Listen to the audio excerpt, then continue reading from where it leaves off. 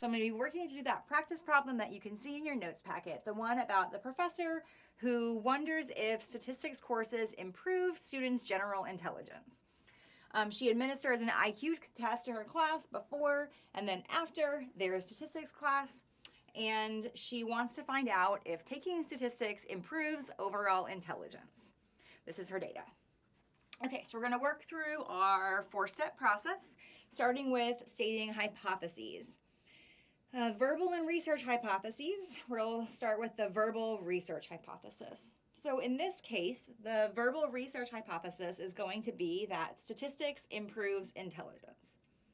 The verbal null hypothesis will be statistics does not improve intelligence. So when we start writing those down in terms of mathematical hypotheses, we're still going to use our same symbols of the null and the research. And we are still using our sample data to talk about population level stuff at this point. So we're comparing mu. This would be the population mean of different scores. So it would be mu sub d if you're being really precise. And what we actually expect, because remember we assume that the population mean of d equals 0, what we're expecting in this case is that statistics will increase intelligence so that the different scores will go up from before to after. The null hypothesis would be that mu is going to be less than or equal to 0. So that's step 1. Step 2, of course, is our tricky one. So we're going to talk about the criteria of our curve. So we've got a T-curve.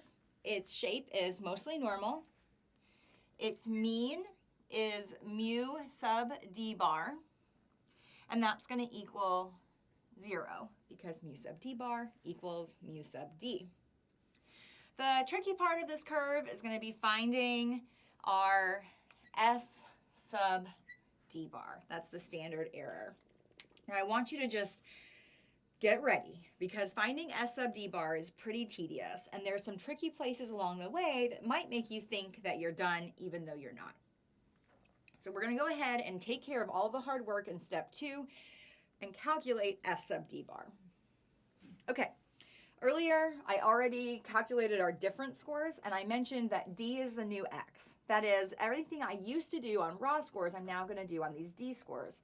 So when I want to find s sub d bar, I'm going to need to know s sub d over the square root of n. Well, the n part's really easy. There's 5 people in my study. Even though I have 2 scores per person, the d scores are my data. And so I actually have 5 d scores, so my n is going to equal 5. So that part's really easy, but s sub d is what's hard. So when I say s sub d, I'm talking here about the standard deviation of the different scores, not just standard deviation generally, the standard deviation of these d scores. So I'm going to do my chart system and just add columns onto this. We're first going to find d minus d bar, and then we're going to find d minus d bar squared. And that is how, from this column, we're going to find the sum of squares of the d scores, and then s sub d, and then we'll plug that in to find s sub d bar. Okay, so my d scores here are the data that I'm going to use. The first thing I need to find is d bar. So d bar in this case is going to be the average of the d scores, and that equals 32. Each score then, each d score, can vary from d bar, and that's what we're going to calculate in this column. So Ked's d score is 18, Sarah's is -2, -32, 8, and 8. And this is the column where the sum should always add up to 0. And I've checked my work, unless I've screwed something up between now and then, this column should sum to 0. So what I'm going to do next is square this column to get d minus d bar. And I've got those values already worked out. 324, 4, 1,024, and then 64 and 64. So the sum of this column is going to give me this value,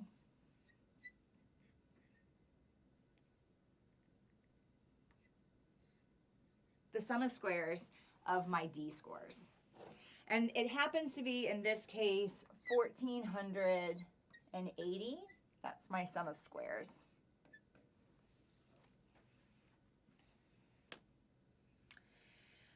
I'm going to take that value. I'm just going to work this way because I'm running out of room where I'm standing. So I'm going to take that value and plug it into my formula to find the standard deviation. So the standard deviation is going to equal the sum of d minus d bar squared over n minus 1. Just barely having room. So when we know already, because we've calculated it, that the sum of squares for this is 1480.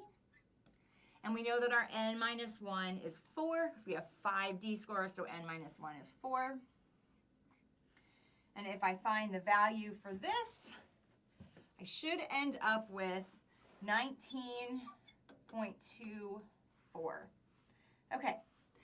It feels like we've done a lot of work already, right? I've already run out of room on the board. We've calculated a ton of different things, and we've gotten to this number, 19.24. But here's the catch. 19.24 is actually just S sub D. It's just the standard deviation of the different scores. How on average, scores in our sample are different from the mean. So in order to find the variability of this curve, we actually need to plug it into this formula. So our S sub D bar is going to equal 19.24 over the square root of 5.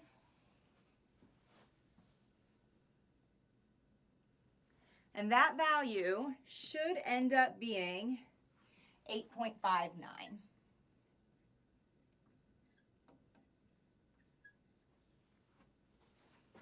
All right, before I move on to the rest of step 2 and step 3, I'm going to erase the board again because this is just craziness.